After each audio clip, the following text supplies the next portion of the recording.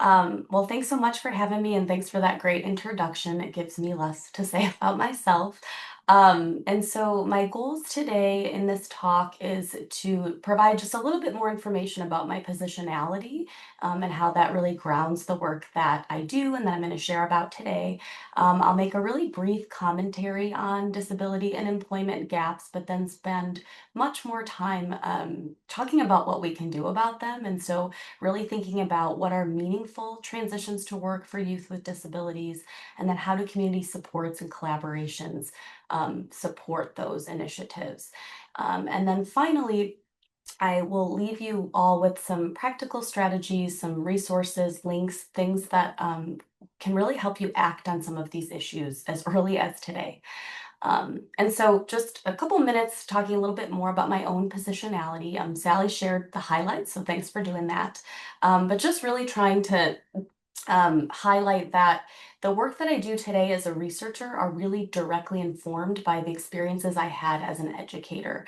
And so I worked as a high school special education teacher and then later a transition specialist, which was a school-based position really focused on connecting youth with disabilities to whatever it was that they had in terms of post-secondary goals for themselves, and then helping them and their families connect to those supports and realities once they left our school system.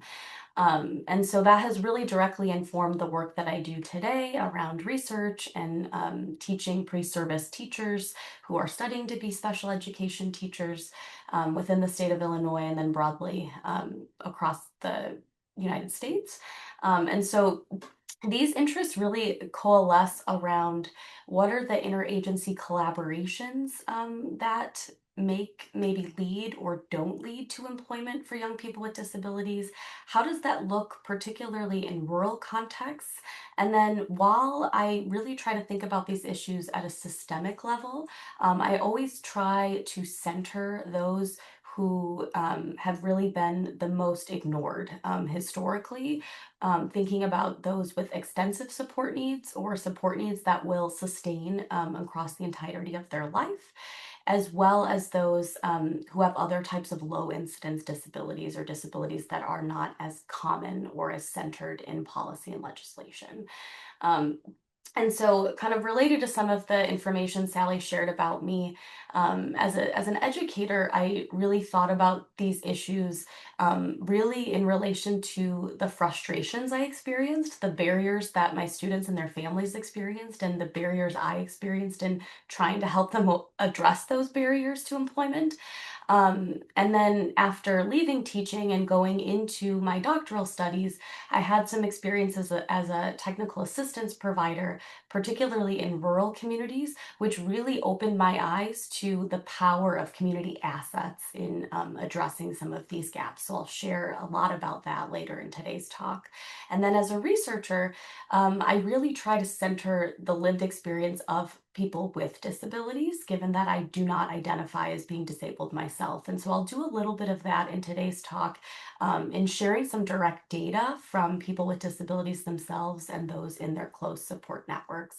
And then lastly, I really believe that addressing this issue also lives in what we do in preparing and supporting educators and other practitioners. And so my implications are really applied in those areas as well. And so I was able to quickly just kind of look at who it registered for this call. I don't know in terms of who all registered, who it's actually here, but I was really excited to see a lot of practitioners from diverse fields. I think in my field of special education, oftentimes we're really siloed and we don't necessarily bring in those fields. And so I'm really truly excited to see that represented today.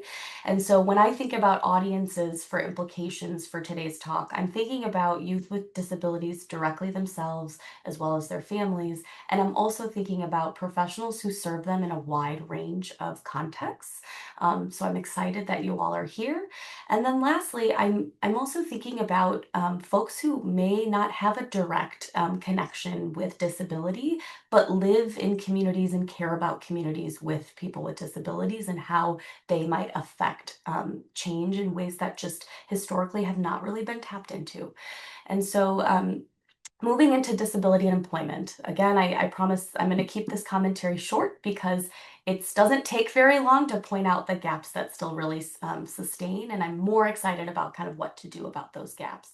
And so before I start, I'd like you to just really briefly stop and reflect on this question. When it comes to the employment of people with disabilities, what do you think has changed over time, and what do you think has stayed the same?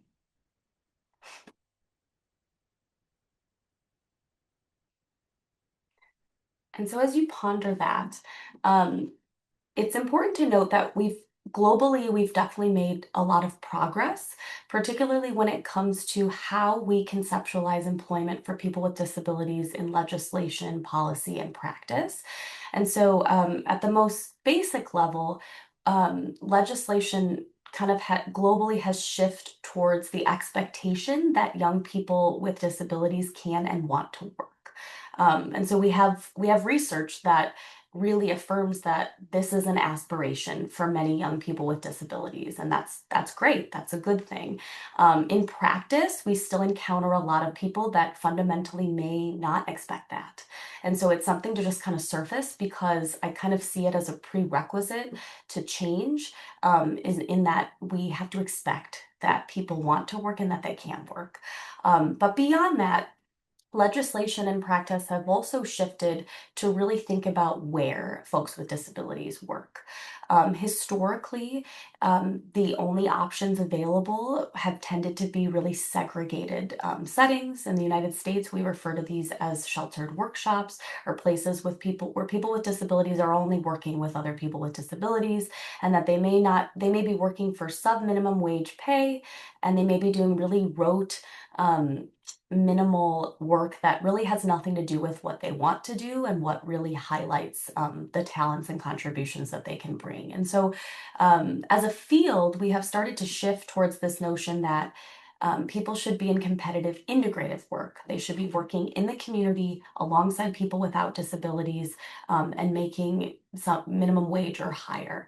And there is some legislation that has really guided that across nations. However, the extent to which employment reflects these preferences, interests, needs, and strengths might be still pretty limited in a lot of places.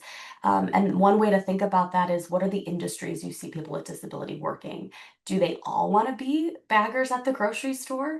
Do they all want to be working in fast food? And so, really kind of questioning and pondering, are we actually giving employment opportunities that are driven by those interests rather than what's perhaps convenient or comfortable for providers?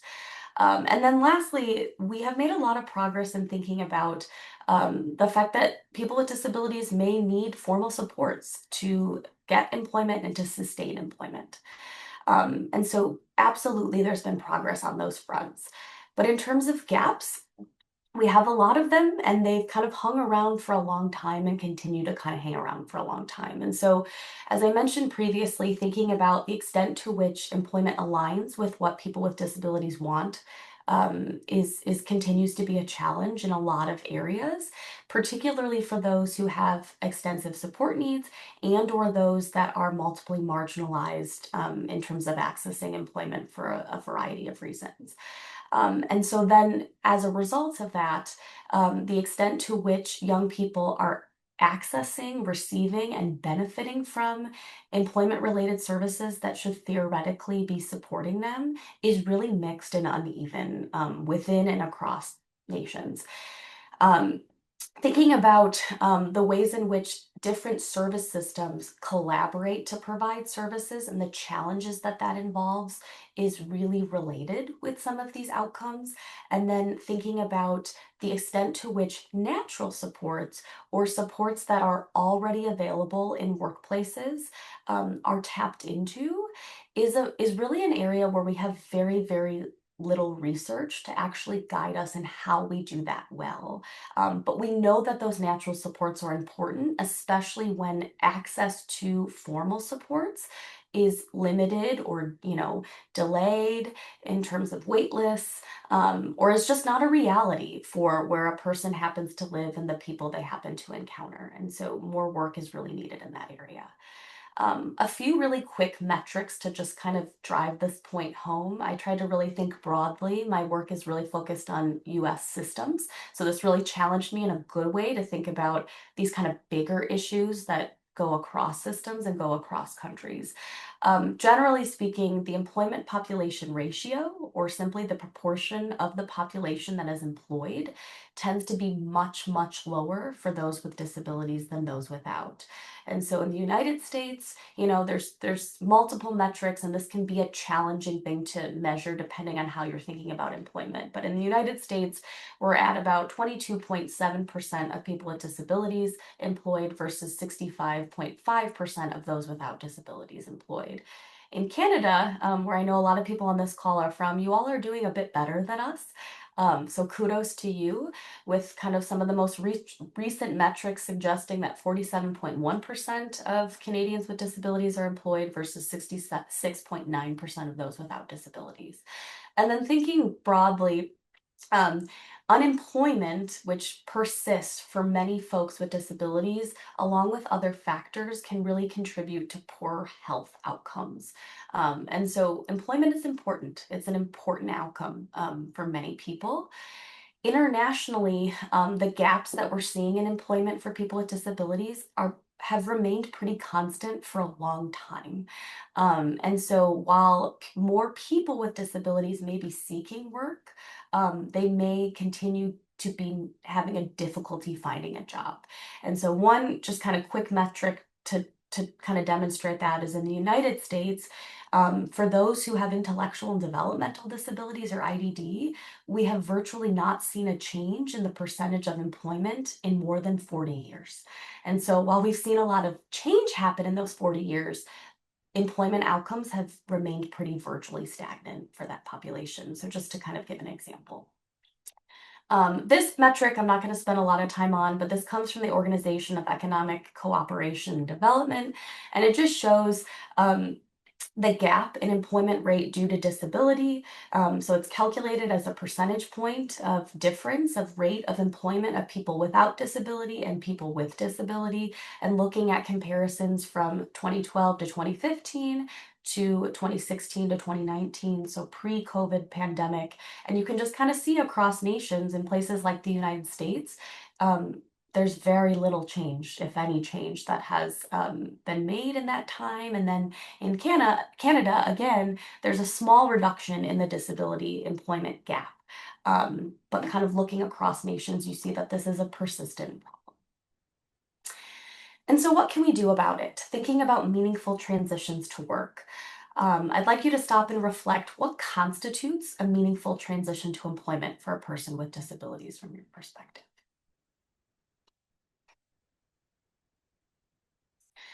So when I talk about this transition period, I am speaking about generally age 14 to 22 for young people with disabilities. And this age, research tells us, is really critical for so many reasons in driving employment trajectories. One, I spoke on expectations. This is a time when, if employment is not expected, it's very unlikely it's going to be expected after this time. And then, as a result of expectation and other kind of factors and efforts, if a young person is engaged in work-based learning experiences or early employment experiences, particularly paid employment is the single greatest predictor for folks with significant disabilities of post-school employment. So if they're working to any capacity for pay, the pay part is important, they are significantly more likely to be working for pay after they exit school services. This provides opportunity for them to develop knowledge, skills, understandings related to work, but also for them to link to services, supports, and environments that are going to help sustain those employment experiences when they're no longer connected to, say, the school system. And so it's also really important to think about, this is a time when young people should be challenged. It's a time when they should be given opportunities to develop and practice self-determination, to take risks, and then to experience the consequences of those risks, even when that means failing. And kind of having that safety net of support that can really help work through those challenges and really learn from those risks and failures. But unfortunately, research tells us that a lot of folks with disabilities are simply never given the opportunity to fail. And so I wanted to just highlight a little bit of data kind of throughout this discussion from research participants that I've encountered in my own work. And so this comes from a pilot study of an intervention I was a part of a few years back, where we used a person-centered employment planning approach to connect students with extensive support needs, so significant intellectual and developmental disabilities, to work. And as a part of that, a special education teacher shared, I loved it when everybody came together in the meeting. All of the different agencies came together and was just pitching ideas and like, hey, I can do this, I can do that. I've invited agencies before, but they've never really showed up. Or they're like, oh, if the parent needs anything, let me know. We got a plan together. I think the slideshow that the student and I put together, how proud he was of being able to present that, have pictures, he had his note cards to read. I mean, those things really stick out. And of course, him getting a job is awesome. Unfortunately, that experience is not that of many people with disabilities, especially those with higher support needs. We know that there's disparate outcomes both in terms of in-school and post-school employment. We also know that while theoretically disability service systems should be serving young people, there's a whole host of reasons that fundamentally people can't access those services. A big piece of this being the ability of providers to engage in interagency collaborations, to work together, to really braid services and really make sure that people are getting wraparound services and that those services are sustaining for an appropriate amount of time. And then along with that, we also know that there's a lot of informal supports that are available in local communities that can really make or break somebody's employment experiences, whether or not they have a disability, but rarely do disability service systems actually tap into those supports. And so another example from that same study I mentioned, this was a mother of another child with extensive support needs. She said, we needed to start earlier. Doing a job search and all that should have happened somewhere between age 18 and 22 for my child to have had that time to build up seniority, comfortability in their hours, knowing that when they leave school, this was going to be your job. This is where you're going to be. So that while they are still part of the school system, the job coach can be taking notes, parents can be involved, you've got teachers, you've got lots of supports out there that can help facilitate those supports. And so when thinking about why challenges like that are happening, the way I kind of conceptualize meaningful transitions are transitions that are first and foremost collaborative, meaning that they're not falling on a single person to facilitate, and that they're really being implemented through a team approach that centers the youth at the forefront of that team.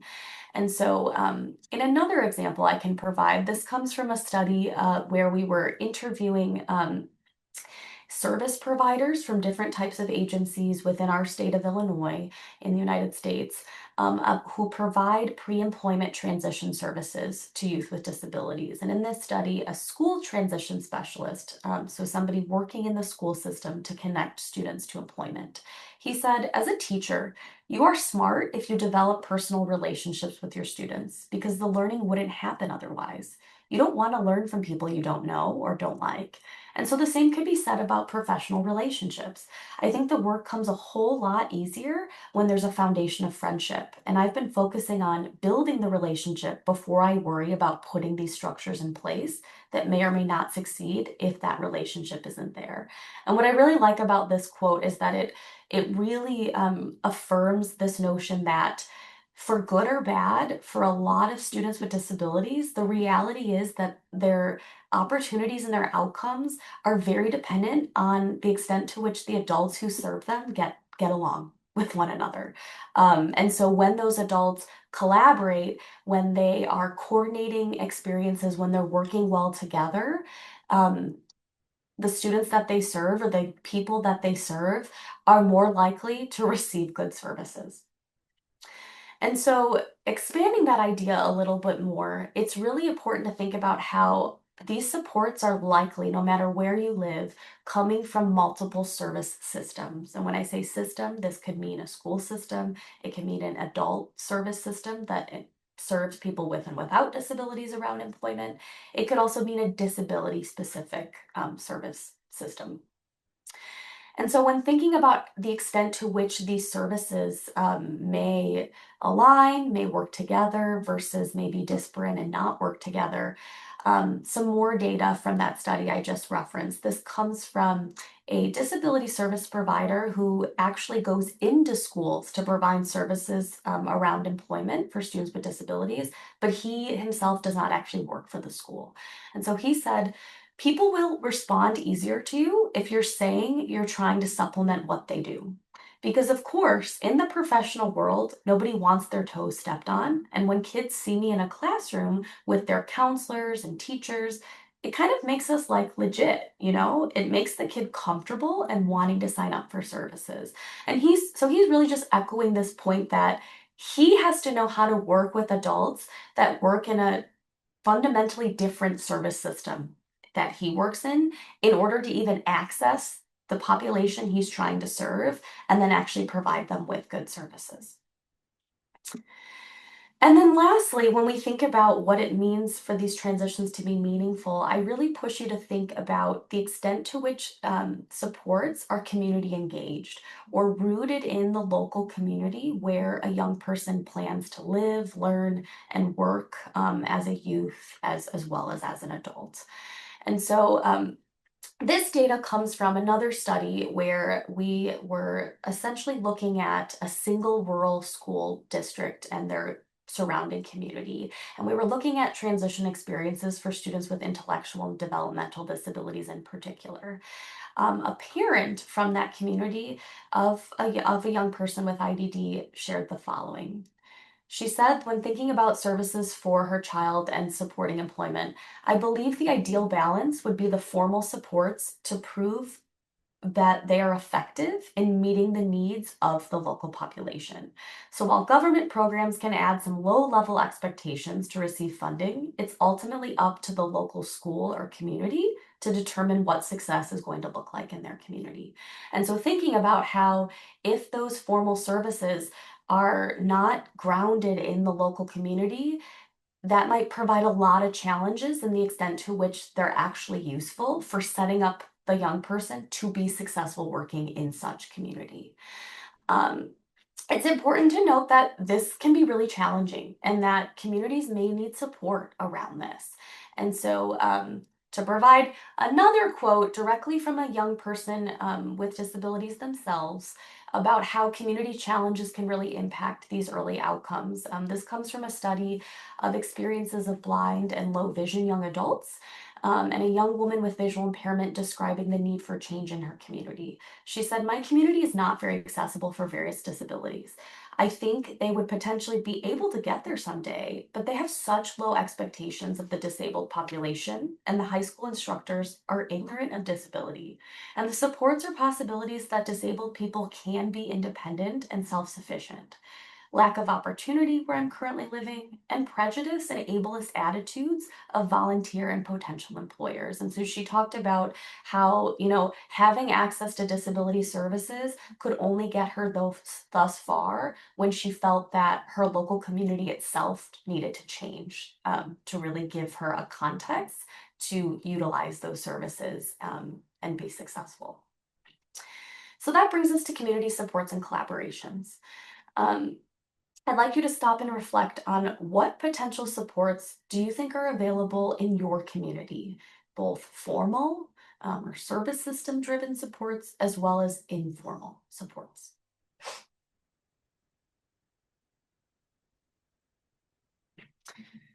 So first and foremost, this feels like a really basic notion, but From my experiences, I have found that this is often just not happening to the extent that it could be. I really charge you to think about, what do schools and communities offer in terms of preparing all students or all young people for employment? And to what extent is that actually being tapped into for folks with disabilities? So this might look like vocational assessment, career technical education, or vocational courses that are really industry specific, um, work-based learning, and paid work study. We actually have a lot of research that supports that some of these very things are some of the greatest predictors of post-school employment for people with disabilities. However, we also have research to suggest that people with disabilities are oftentimes not given access to these things for a number of reasons. And so professionals really need to find ways to ensure meaningful access and inclusion to these opportunities. As an example, that case study that I mentioned in a rural school district, this was a district that's doing lots of great things around employment and future planning for all kids. And so a school principal from that district, she shared with us, we call it the profile of a graduate. How do you take that 3-year-old and then make them into a 12th grader? In the United States, that's our final year before graduation.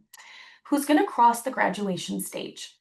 Like, what do we want that to be? What do we want our story to be? Who do we want these kids to be? It's a system-wide kind of approach to when they walk across the stage, what do we want as a school for them to be able to take with them to the next chapter, whatever that is.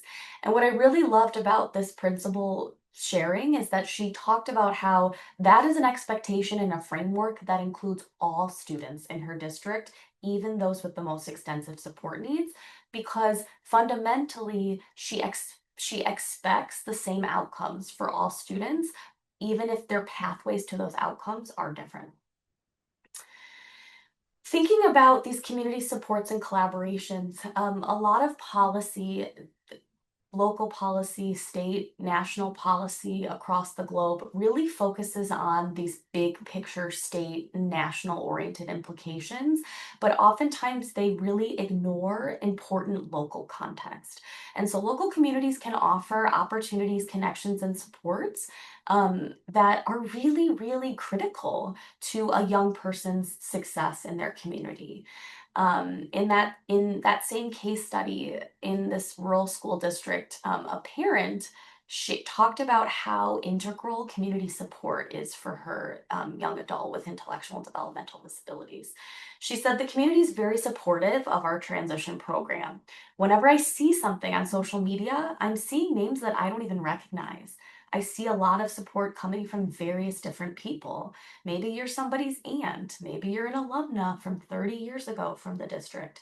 It seems like people come out of the woodwork for that. And so she was really talking about in their district, in their community, which again is a rural Midwestern American community, they are utilizing social media and other mechanisms through which that community connects to really elevate and highlight the expectations and the examples of young people with disabilities working. And by doing that, they are gathering local informal supports for these outcomes. And so, without going into much detail, an example of how you might think through local assets, particularly in rural areas, would be rural cultural wealth. This is a framework I use to guide a lot of my own work. And so rural resourcefulness might refer to the capacity of rural people to overcome socio-contextual adversities that they face. And how might they utilize that resourcefulness, this attitude of like, we'll figure it out, even when we don't have a lot of resources, to address local challenges like perhaps disability employment. Rural ingenuity would refer to the ability of rural schools and communities to develop innovative ideas from the everyday knowledge and skills that they have, particularly when formal services may be lacking or may be delayed, or there might be a whole host of barriers to those services. You might also consider rural familism, or this familial network of a young person with disabilities, and not only including their nuclear family, their blood family, but particularly in rural areas, who is just their community family, who is their network, and how might those people and their networks be leveraged in ways that open doors to employment. And then lastly, this framework talks about rural community unity, or the ways in which rural areas gather and how might those mechanisms for cohesion, organization, kind of civic participation really be leveraged in ways to solve local issues. I'm going to move forward just for the lack of time. But in terms of what are some practical implications and strategies related to these things, um, I'm going to share some ideas, but I would like you to think through, even just from what we've discussed thus far, what change do you think you or your community could act upon right now, today or tomorrow, with little resources? What could you do that could fundamentally change employment outcomes? I saw that most folks on this call are professionals in some capacity, so I'll spend the most time really thinking about those implications, but then also leaving you with implications that you can hand off to the families and the disabled people that you serve. And so thinking about what are ways in which professionals engage in person-centered employment planning. So that is oftentimes going above and beyond what is happening in a school system, what is legally mandated, and starting with what are the strengths and talents and the unique gifts that a person with disabilities brings to a workplace? What are their goals? And how does that drive their pathways to employment? And so, once again, really within that, facilitating opportunities for self determination and upholding the dignity of risk. A person might try something and they might fail, and that might be okay. That might be the only way that they really learn to more about themselves and more about what their goals are. And then also fundamentally, we all have a right to fail. We all have a right to take risks and to try. It can be scary. It can particularly be scary for families, but how do we do that in a way that feels supportive? How do we connect families to other families who can kind of help guide them through that process? And then how do we advocate for access to opportunities available to people without disabilities as well? And then how, from your role, can you leverage the local community cultural wealth of the people that you serve to really provide some wraparound supports? And so we don't have time to go through all these resources, but they're linked in the slides that will be released to you in terms of what does it look like to do person-centered employment planning? What are assessments that can drive that process? What are some mechanisms through which you can actually engage your local community in this work? There's also some frameworks that I encourage you to check out in terms of how you think about employment supports within the broader orientation of supports that are available for people with and without disabilities. For families, I encourage you to really connect families to advocacy resources that can support them in demanding things already happening in their child's school that may or may not be including their child, but could be really critical in improving their outcomes. Families need support in navigating disability service systems, especially into adulthood, because they're very, very complicated and they're very, very challenging. And then, alongside of that kind of battle, how do you help bolster families' abilities to understand their local communities and how what is already going on can be leveraged in ways that actually benefit their child with disabilities? How can families empower their child to take risks and to kind of practice that dignity of risk orientation that I mentioned? And then really thinking about how does employment potentially impact services that a person may get at local, state, or national levels. And so, again, leaving some services that you can hopefully really directly take to families and offer to families. And then, lastly, thinking about youth specifically. How can you provide opportunities for youth to connect with disability self advocates, adults with disabilities who are working, who have had the experience of navigating really challenging systems and can really offer mentorship and support? How can youth understand their rights and responsibilities? How can they get concrete opportunities to practice disclosing disability when it impacts employment? And then thinking about assessments that they can use to really ground their own self awareness and their own employment goals. Um, and so I've listed a number of resources that offer free access to disabled voices, disabled advocacy networks, as well as assessments that might help a young person really think about how they do this. And then I know I'm a little bit over time, and so in this final minute, thinking about research, if this is something that you're interested in and systemic level change, I feel that future research really needs to think about what are some expanded mechanisms for actually facilitating person-centered employment above and beyond what service systems often mandate, because from those outcomes we talked about at the beginning of the talk, they would suggest that they're not working, that the service systems in and of themselves just may not be enough. And so while I would love for some systemic change to happen, I also think we can't wait for that systemic change. And so what can we do locally to collaborate, to really think creatively about local supports, informal supports, to really bolster and come alongside those formal supports that may or may not be sufficient. And then lastly, how do we really meaningfully give access to students to the things that their peers without disabilities are getting and are really making a difference in their own employment outcomes?